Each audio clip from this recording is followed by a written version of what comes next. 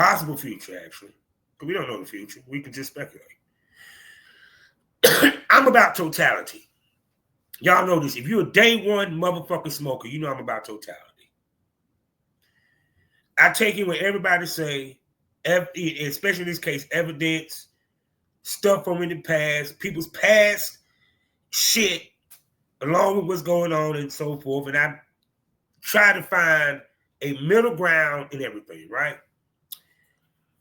And also try to find an angle that none of these other podcasters has came at. And I found it. See, they're missing the bigger play here. They're missing the bigger play. Now, before I tell you what the big play is, let me break down, and I'm gonna let, and y'all might figure it out by the time I finish with my breakdown. Okay. One, Cassie being sexually assaulted ain't got shit to do with her testimony. See, the defense actually hurt their case more than they helped it, trying to make her look like she was a willing participant in the RICO.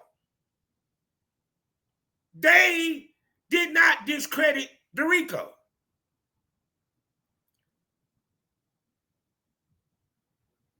I want you to go back and look at the text messages, the questions, and all this.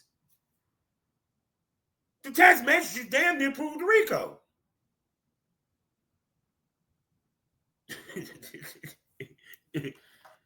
Because, understand this, he's on trial for sex trafficking.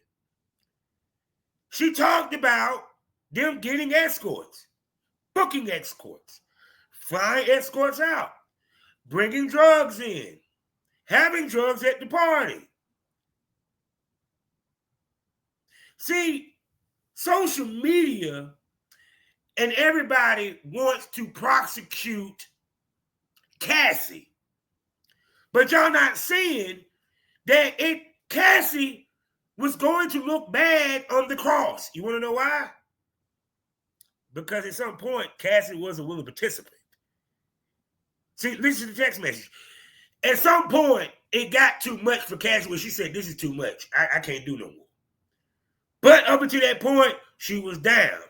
Now, maybe it was when she got her ass totally destroyed when she was at the hotel or before then. I don't know. Or maybe it was the Kim Porter. I don't know. But at some point, she said enough was enough and she was out. It doesn't matter if she dated this man at 19, you know, being an assassin, and she thought fucking him could help her career and she was willing to do it. It doesn't matter whether she sit there and had Stockholm Syndrome. It doesn't matter. None of that matters. The prosecution sitting there saying this fuckers fell into a trap. Why you think they had Cassie go first? The prosecution setting up the trap.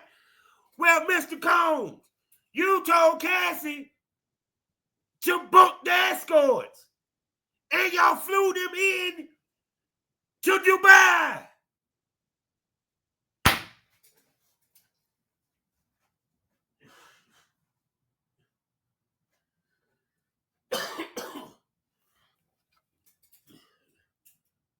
Mr. Combs, you told the escort to take the drugs and have sex with Miss Cassie.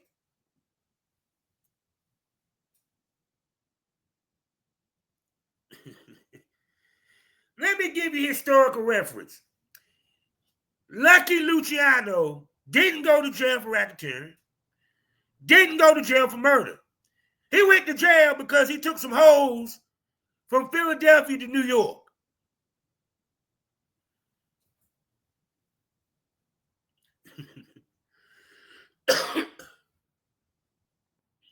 See, I'm going to give you, we get to the bigger play. Y'all starting to get it here, right? The defense fell into the trap. They were just smart enough not to fall too hard because they had a woman cross-examine her, who just so happened to was a survivor of SA. Only thing that testimony did was just show that at some point she was the right-hand man to some of his hijinks.